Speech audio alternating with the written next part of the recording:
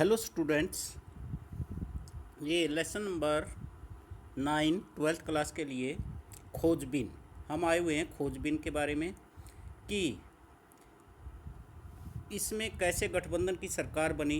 1989 से गठबंधन की सरकार का युग शुरू हुआ।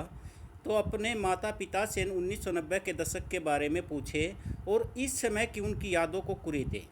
उनसे पूछिए कि इस दौर की महत्वपूर्ण घटनाओं के बारे में वो क्या सोचते हैं। समूह बनाकर एक साथ बैठिए और अपने माता पिता द्वारा बनाई गई घटनाओं की एक व्यापक सूची बनाइए। देखिए कि इस घटना का जिक्र ज़्यादा आया है। फिर इस अध्याय में जिन सर्वाधिक महत्वपूर्ण बदलाव का जिक्र आया है उनसे तुलना कीजिए। आप इस बात पर चर्चा कर सकते हैं कि कुछ घटनाएं क्यों और कुछ लोगों के लिए ज़्यादा महत्वपूर्ण थी जबकि दूसरों के लिए नहीं। अब है गठबंधन की राजनीति। 90 का दशक कुछ ताकतवर पार्टियों और आंदोलनों के उभार का साक्षी रहा। इन पार्टियों और आंदोलनों ने दलित तथा पिछड़ा वर्ग की नुमाइंदगी की। इन दलों में अनेक ने क्षेत्रीय आकांक्षाओं की भी दमदार दावेदारी की। 1996 में बनी संयुक्त मोर्चे की सरकार में इन पार्टियों ने अहम किरदार निभाया। जो 1996 के अंदर पार्टी बनी थी, इसने एक बहुत ही महत्वपूर्ण किरदार निभाया। संयुक्त मोर्चा 1989 के राष्ट्रीय जो मोर्चे के ही समान था, क्योंकि इसमें भी जनता दल और कई क्षेत्रीय पार्टी शामिल थी। इस बार भाजपा ने सरकार को समर्थन नहीं दिया। संयुक्त मोर्चा की सरकार को कांग्रेस का समर्थन हासिल था। जो संयुक्त मोर्चा की सरकार बनी थी उसमें किसका हाथ था? कांग्रेस पार्टी का। इससे पता चलता कि राजनीतिक समीकरण किस कदर छुई मुई थे। 1989 में भाजपा और वाम मोर्चा दोनों ने राष्ट्रीय मोर्चा की सरकार को समर्थन दिया। 1989 में भाजपा और वाम मोर्चा ने राष्ट्रीय मोर्चा, 1989 में कौन सा मोर्चा था? राष्ट्रीय मोर्चा। और 1996 में कौन सा मोर्चा था? संयुक्त मोर्चा की सरकार बनी, क्योंकि ये दोनों कांग्रेस को सत्ता से बाहर रखना चाहते थे। इस बार वाम मोर्चा ने गैर कांग्रेसी सरकार को अपना समर्थन जारी रखा, लेकिन संयुक्त मोर्चा की सरकार को कांग्रेस पार्टी ने भी समर्थन दिया। दरअसल कांग्रेस और वाम मोर्चा दोनों इस बार भाजपा को सत्ता से बाहर रखना चाहते थे। बहरहाल इन्हें ज़्यादा दिनों तक सफलता नहीं मिली और भाजपा ने 1991 तथा 1996 के चुनाव में अपनी स्थिति लगातार मजबूत की। इसमें अपनी स्थिति को इन्होंने लगातार मजबूत किया। 1996 के चुनाव में यह सबसे बड़ी पार्टी बनकर उभरी। इस नाते भाजपा को सरकार बनाने का न्योता मिला। 1996 में के चुनाव में सबसे बड़ी पार्टी जो बनकर उभरी थी वो भाजपा थी। इस नाते भाजपा को सरकार बनाने का न्योता मिला, लेकिन अधिकांश दल भाजपा की नीतियों के खिलाफ थे। इस वजह से भाजपा की सरकार लोकसभा में बहुमत हासिल नहीं कर सकी। आखिरकार भाजपा एक गठबंधन, राष्ट्रीय जनतांत्रिक गठबंधन, जिसको हम राजग या एनडीए भी बोलते हैं, के अगुवा के रूप में सत्ता में आई और 1998 के मई में से 1999 के जून तक सत्ता में रही। कब से कब तक? 1998 के मई से लेकर और जून तक, एक महीना। फिर 1999 के अक्टूबर में इस गठबंधन ने दोबारा सत्ता हासिल की। राजग की इन दोनों सरकारों में अटल बिहारी वाजपेयी प्रधानमंत्री बने। 1999 की राजग सरकार ने अपना निर्धारित कार्यकाल पूरा किया। इसमें इस तरह 1989 के चुनाव से भारत में गठबंधन की राजनीति के एक लंबे दौर की शुरुआत हुई।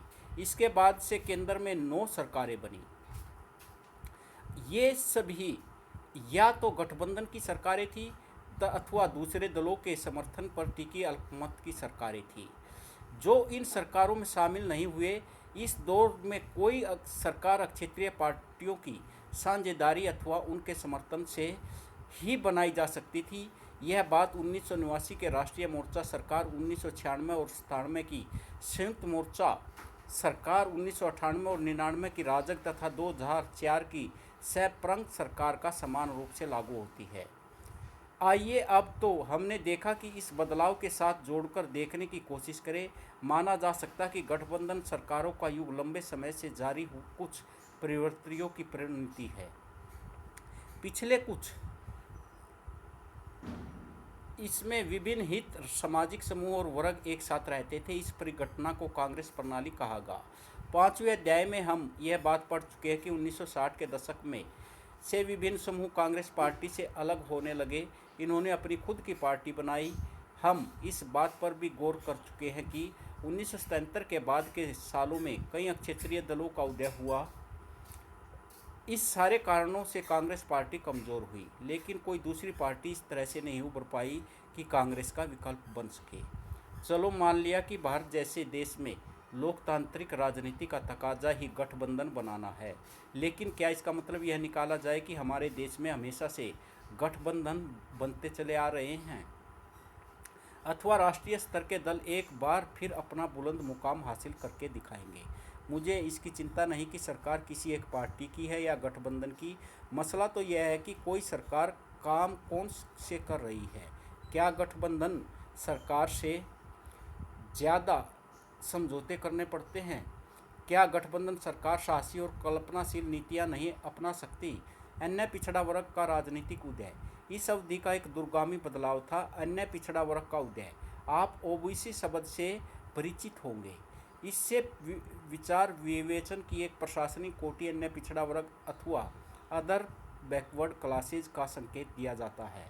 यह अनुसूचित जाति अथवा अनुसूचित जनजाति से अलग एक कोटि है, जिसमें शैक्षणिक और सामाजिक रूप से पिछड़े समुदाय की गणना की जाती है।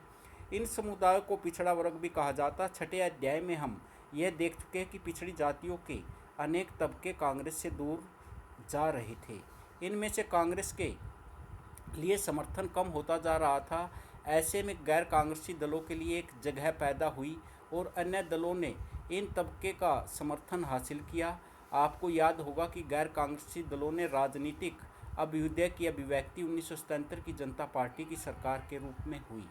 जनता पार्टी के कई जो घटक मसलन भारतीय क्रांति दल और संयुक्त सोशलिस्ट पार्टी का ग्रामीण इलाकों के अन्य पिछड़ों वर्ग में ताकतवर जनाधार था।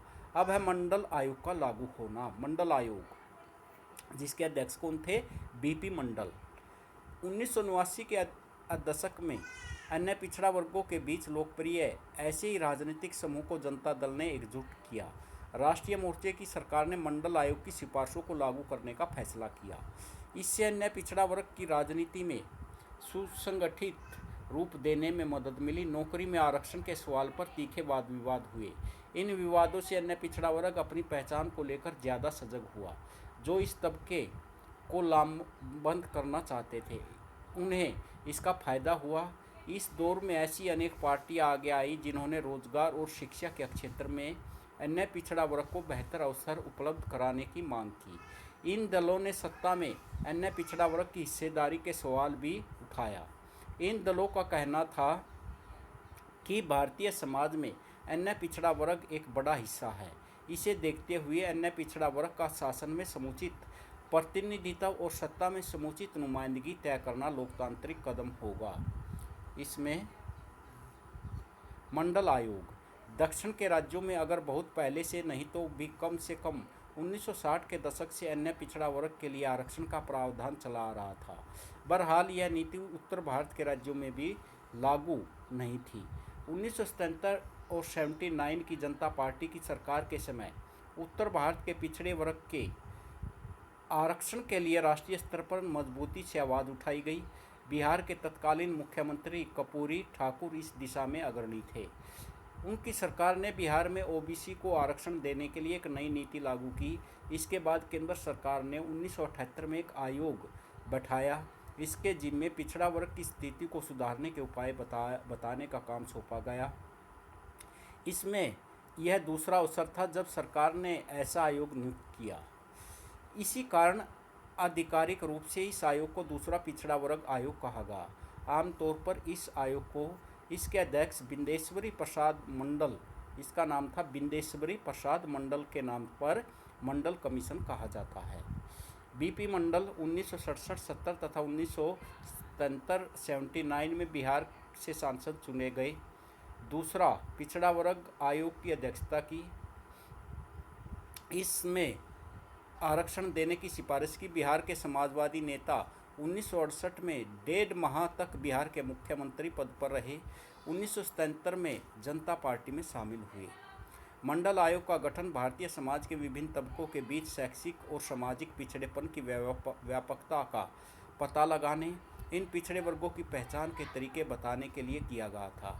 आयोग से यह अपेक्षा की गई थी कि वह इन वर्गों के पिछड़ेपन को दूर करने में उपाय सुझाएगा।